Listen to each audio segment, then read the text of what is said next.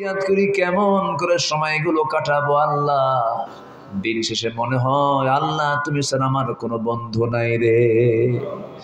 কবরে রেখে আসবে, 24 ঘন্টা লাগবে না, মাথার চুলগুলো খসে খসে পড়বে। 3 দিন যাবে না রে, চামড়াগুলো গলে গলে পোকার পেটের খাবার হয়ে যাবে। মাত্র 3টা দিন, ওই 3টা দিন যাবে না, পেটের নারী বেড়ে সব চোখ মুখ কান নাক দিয়ে বের হওয়া শুরু হয়ে যাবে। কিম্ভূত কিমাকার চেহারা হয়ে যাবে।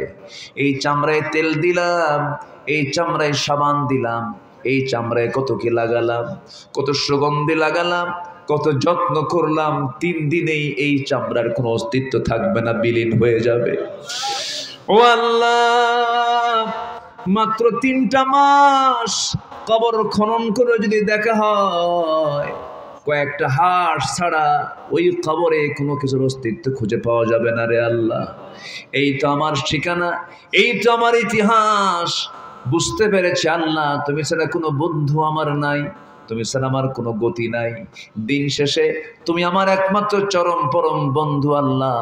তোমার সবার আগে হক আদায় করার তৌফিক আল্লাহ আমাদের দিয়া দাও।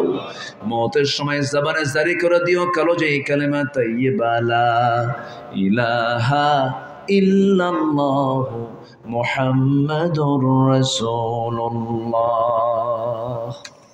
আসসালামু